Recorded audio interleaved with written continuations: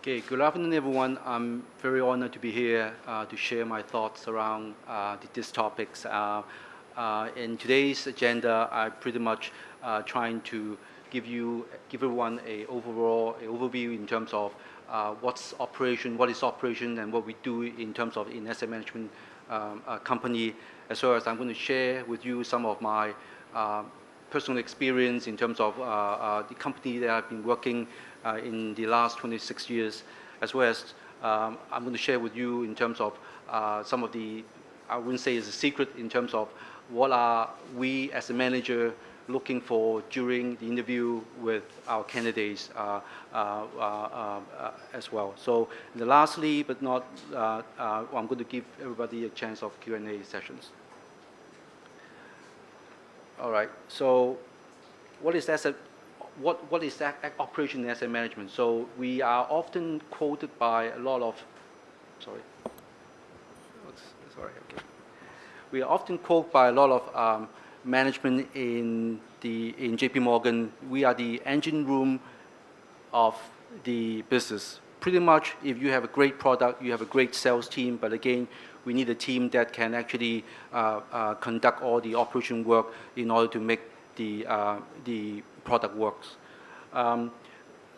In terms of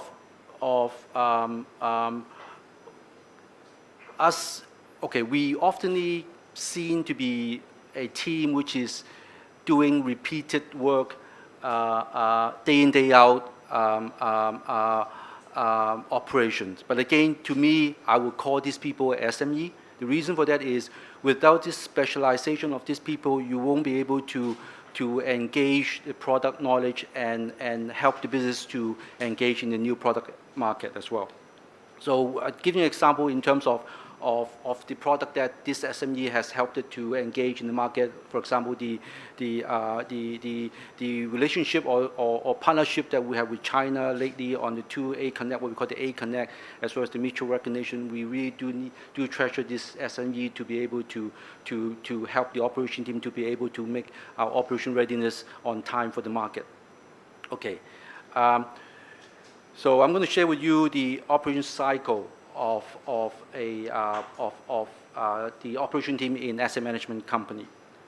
Okay, so we need to have a product. So in case people not aware, I'm going to give you a very high level 101 on what is asset management. Basically, asset management, what I call, is basically a company which manufactures product which you and I can invest in the product.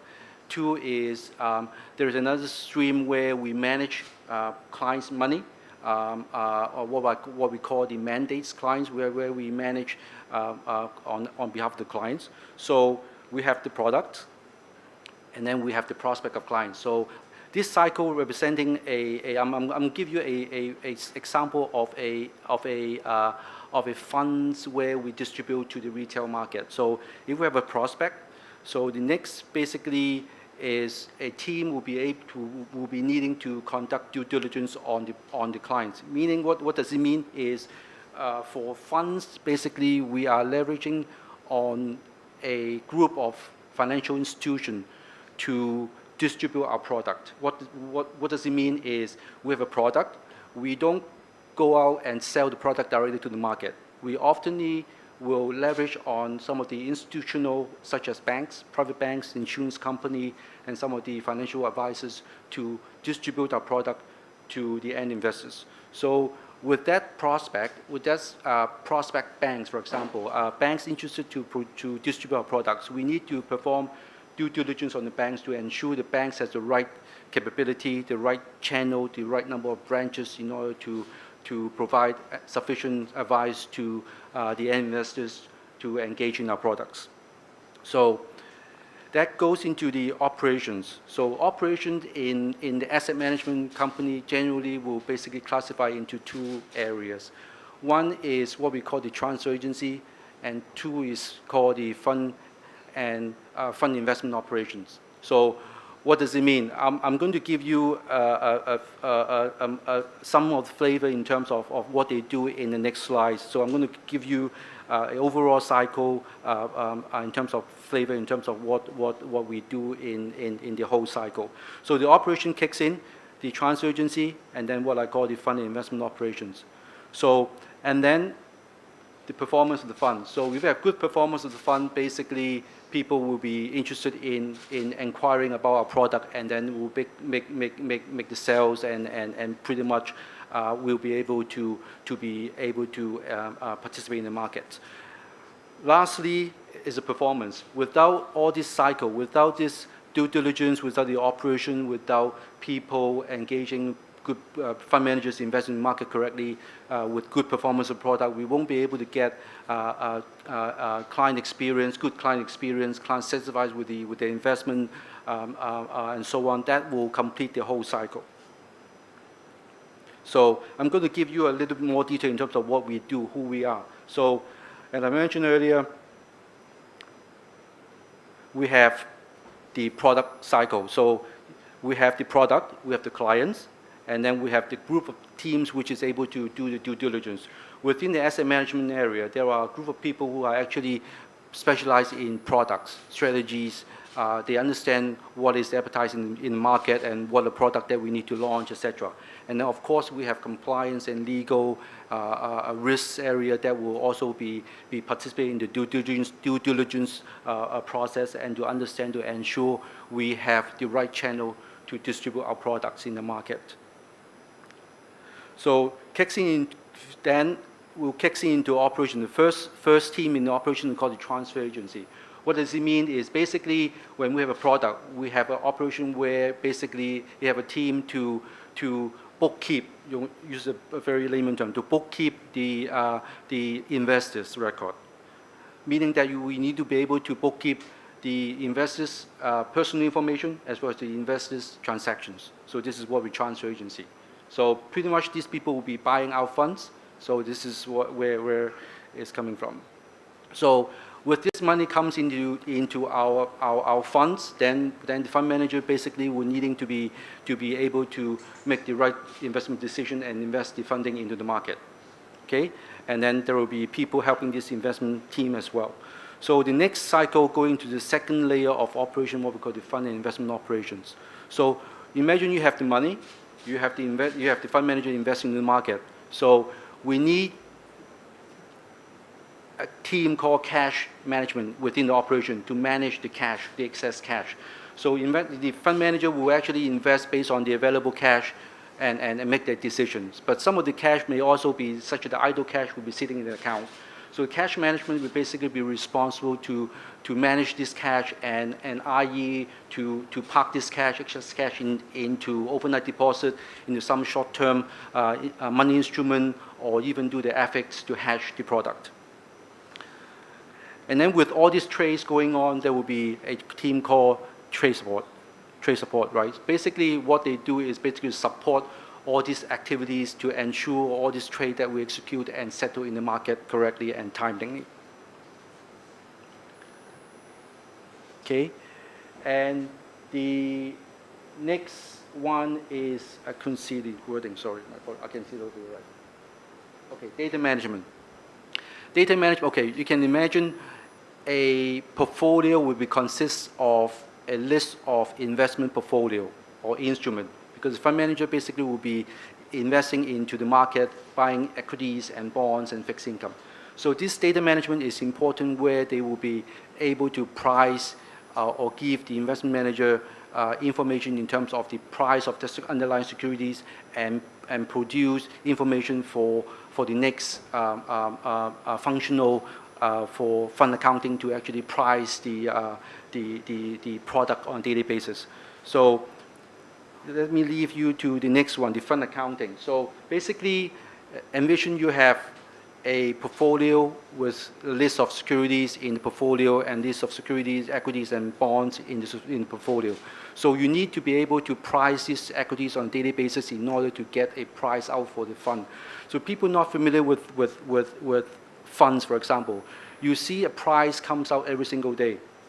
Okay, so that means it's very similar to the stock market. You have a price on the spot, and funds, you have a price on daily basis, monthly or quarterly basis, subject to what the funds is.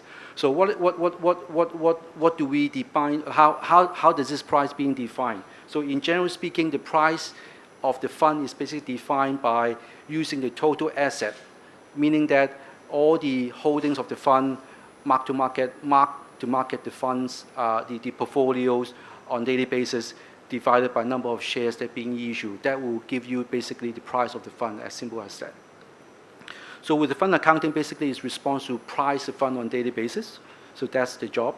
And then the next cycle will go into guideline monitoring. What does it mean is, in investment management, there is a team called guidelines, is basically responsible to monitor what we call the pre-trade and post-trade guidelines monitoring. Each of the product will have a guideline, investment guideline, such as the product cannot exceed a percentage of Hong Kong instrument, for example. You have a restriction on 10% of Hong Kong instrument and a 5% of fixed income, for example. This is very vanilla sort of a guideline. So the guideline management basically be able to manage the guideline and ensure that the portfolio is holding that percentage of equities or Hong Kong equities and that percentage of fixed income in the portfolio on daily basis. Of course, there are other guidelines that I'm trying to simplify the whole thing, but of course there will be some complicated guidelines that is being built in the portfolio where the guideline monitoring has to be performed on daily basis. So the next will be asset servicing. What is asset servicing? Basically, people familiar with corporate actions. Pretty much this is a corporate action. So you can imagine with all the portfolio held with all these equities held in the portfolio, such as we are fully holding HSBC, Cheung Kong, Citibank, for example. This financial institution will have corporate actions on a regular basis, meaning that they will pay dividend. If you heard about the dividend from news, right, a lot. So this company will pay dividends. So with this team basically will source this information and make sure the portfolio will capture dividend in the portfolio and make sure this income are actually additional income are being captured in the portfolio as well. So once all these are done, basically it leads to what we call the reconciliation. So the manager invests according to what they have. So we need the team to make sure we have the right cash balance and the right stock holdings in the portfolio, just to make sure the investment managers are not investing or over-invest or under-invest based on the cash available to them, as well as the stocks. The stocks has to be right because they're not going to over-invest the stocks. What I call is the stocks available for the fund manager to trade. So this is very important that this team has to reconcile this information with the custody counterpart. The operation control, this is where I actually head up the team, is relating to all these tasks that I just described in the cycle. We need to make sure we have the right control, risk assessment, and control measure to ensure every single of the tasks are being measured. A lot of the people were saying that this is basically describing as a maker checker. So you have a task that has been checked by other people. This is not that easy. This is basically, we have a mechanism to basically take the risk assessment, for example. We have a mechanism where we actually risk assess a particular task, and basically we need to ensure there is a right control of each of the tasks and mitigate the risk accordingly. Lastly, is the experience, as I described. We have to have the right product, the right management, the right operation to execute the functions in order to get the right level of client experience back. Okay, so the next agenda is basically just to share with you some of my personal experience.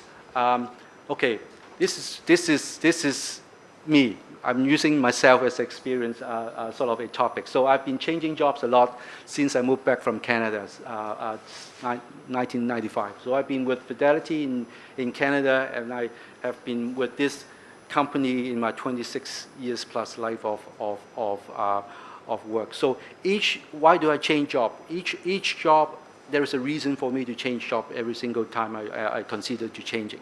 So for example, from Fidelity to Hong Kong, which is my first job in Hong Kong, would be with Merrill Lynch. So the reason for that in Merrill Lynch is basically the first time I come back to Hong Kong, I have to have a job to support my family. So basically, pretty much financial institution is of course is the key, because I have been with the financial institution for a long time, and then I started my career in Fidelity and some of the Bowden Tromley, which is an asset management company. So of course I'll be looking for big names, financial institutions. So I think that's what everybody will be by default will be looking for when you graduate from Hong Kong U as well. So I got into Merrill Lynch. 3 months time, basically, I have opportunities back in Schroders, which is in the asset management area, which I'll be interested. So my reason for changing to Schroders is basically be able to leverage my experience from Fidelity and my past experience in the asset management company to understand the process and to be able to drive and to enhance. My goal of changing all these jobs, I always like to be able to re-engineering the team, or they have a problem that I have to step in and restructure the team, re-engineer the process, streamline the process, automate the process. This is what I always like to do. So Schroders, I was assigned to head up the transfer agency team. So basically, again, just to help them to build up the team, streamline the process, so that at the same time I can leverage my asset management experience back in Canada, and that's my first job, basically asset management job back in Schroders, back in 3 months time after the Merrill Lynch. So I spent about 3 years in Schroders. So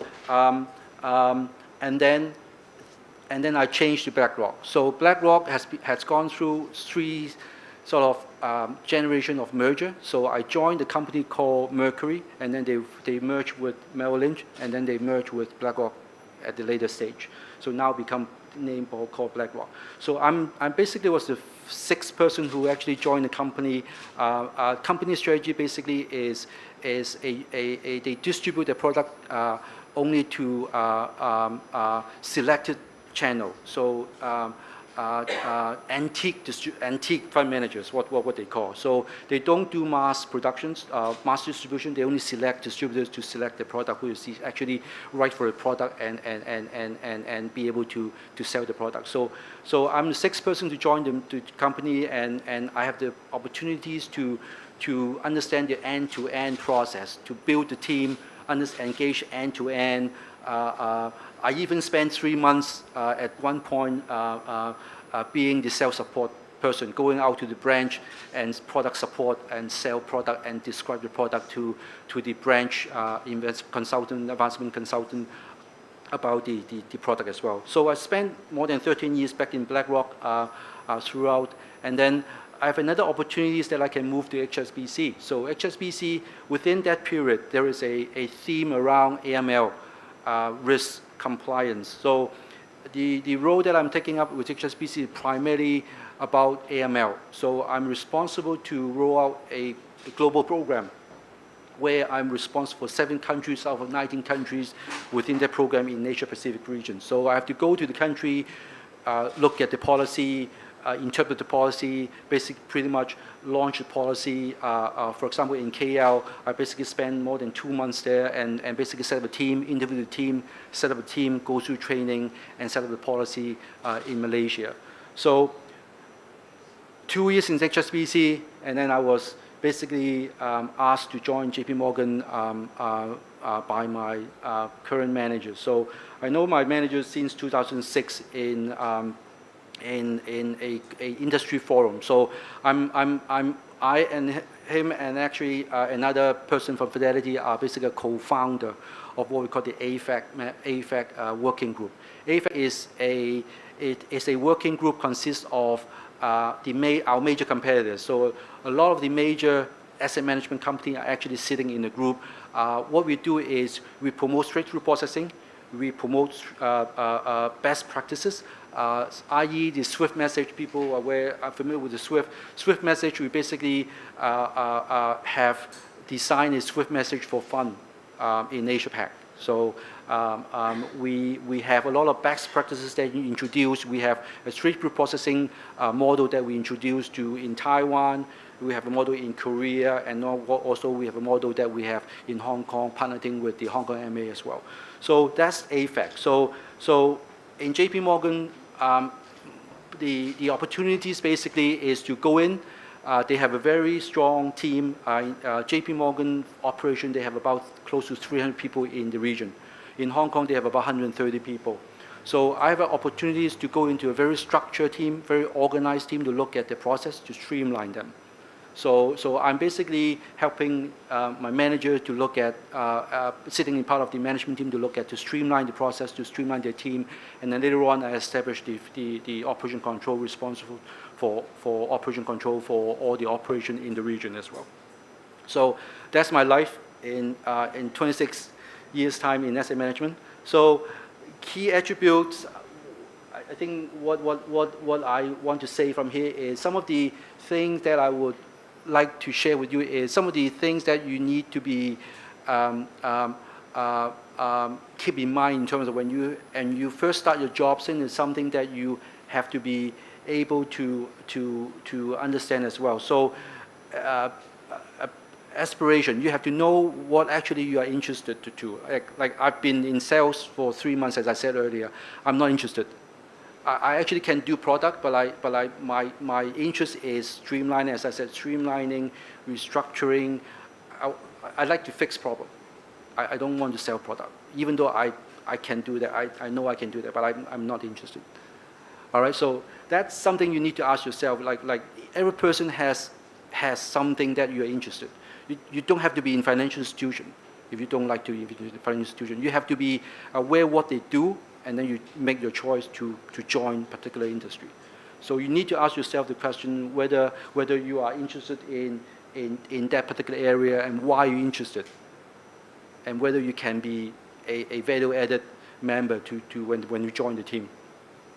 The question I often ask is the approach.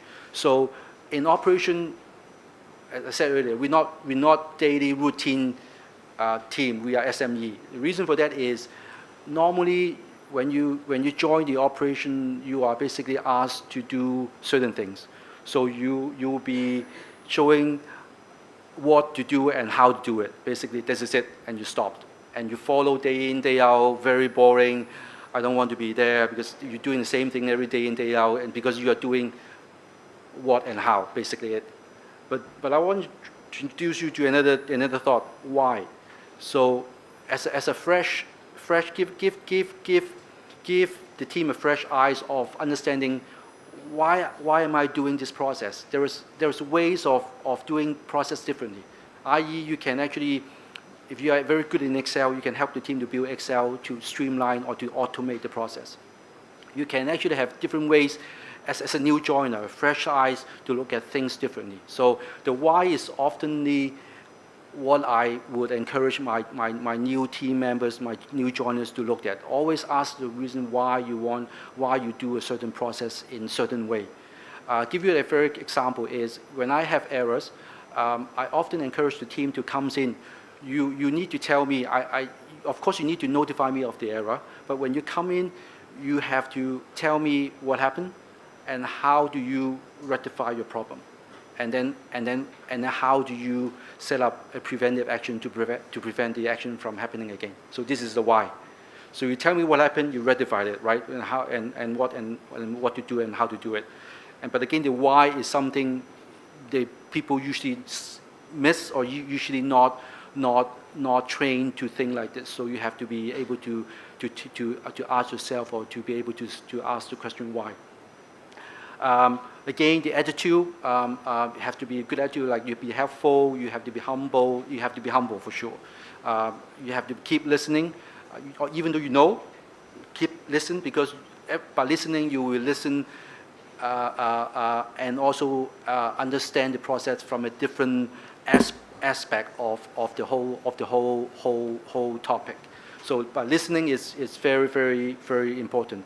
One of the other word that I haven't put on the slide is passion. So you have to be passionate about what you do. You have to love. You have to be loving what you do, and be passionate about it. So, a game that I want to share with you is, if I rate all the alphabet from A to Z, A is I have a score 1, B score is 2, all the way to Z, so score is 26. If you add all the scores of a passion, spell the passions, it just happened to be 100%. Try it at home. I actually, it was very interesting that try the game. It's very, so passion is something you have to be passionate about what you do. Okay. Okay. So this is always as a father, I always train like being a father in terms of the company. So what I also tell the team. So when you first start your job, you will be needing to be very technical. You have to know the technical skill a lot so that you can actually do how to do it, what to do it, and then the why. Soft skill is people management skill, communication skill, other soft skill. You have to keep learning. So day one, you should not be expecting a lot of soft skill that you'll be being trained on. You'll be trained on a lot of technical skill and soft skill, a little bit of soft skill to start with. But when you evolve and you go, been in the company for a long time and you basically develop yourself, technical skill will be much lesser. Like for me, I don't do BAU. What I call BAU is basically day-to-day work. I don't do daily work. I solve problem. I coach. I describe myself as a coach. I'm not a manager. I coach my staff what to do and how to do things. I basically advise them certain way to do things or better way to do things. So throughout your career, working career, you will be develop a lot of soft skills. So your needing on technical skill will be less and less and less. Doesn't mean that you don't know. You still know because that's your SME, right? Remember the SME that I described earlier. That's the SME. And the soft skill is much important because when you go up the ladder, the soft skill is even much important because you have to deal with people, you have to deal with politics, company politics, you have to deal with your staff, you have a different kind of staff under you, and then basically you have to pretty much have to equip yourself with a lot of soft skill. Okay, so the trend, I'm cautious of my time, trying to be overrunning. Give me 2 more minutes, I'm trying to wrap up. The trend I would see, as I said earlier, operation back in late, operation is doing the work, and it evolved, starting to do a lot of what they call middle office as well as the metrics because it's part of the operation.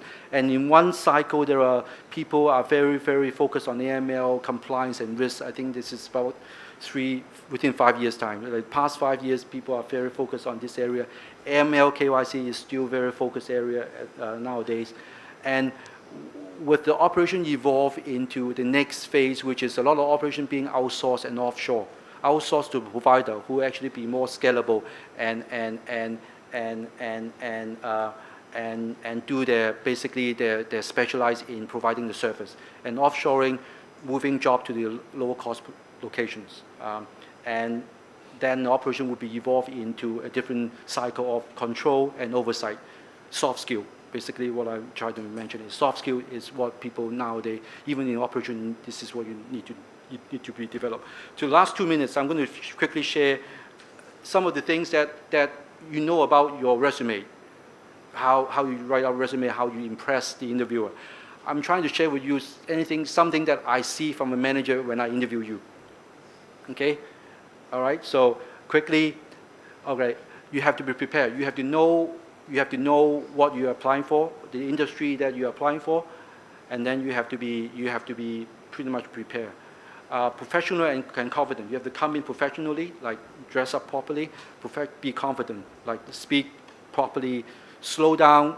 If I'm nervous, at the beginning I tend to speak very quickly, but again, slow down, take a deep breath, slow down. I don't mind people speaking slowly, but again, as long as you basically bring across the message correctly. Body language, eye contact, I have to see you. You don't look at like this when you speak to me. Like you have to see your interviewer. Speak concise messages. Potential. We are looking for potential. We know what we hire. We know what we want to hire. We want to look from the potential from all of you to be able to give us, so which is the value added. So what can you actually provide us as the value added to the team or to the company? And then positive, always think positive. Something that you shouldn't be doing, I don't expect you to know everything. Don't bluff, don't fluff. Say, you don't know. It's expected. Don't even say too much. Sometimes candidates try to speak too long, try to be impressive. Don't. We expect this is freshman. We expect you to be inexperienced. So if you have past experience, don't badmouth your past employers.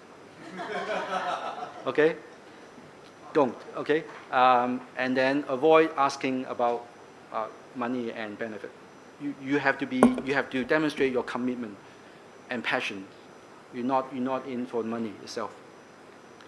All right. So I think I'm gonna leave the Q&A to the very last. So hopefully this will be very useful to what you'll be looking for. And I'll pass my remaining time to apologize for overrun. But again, I'll pass my rest of the time to Philip. Okay. Great. Thank you very much.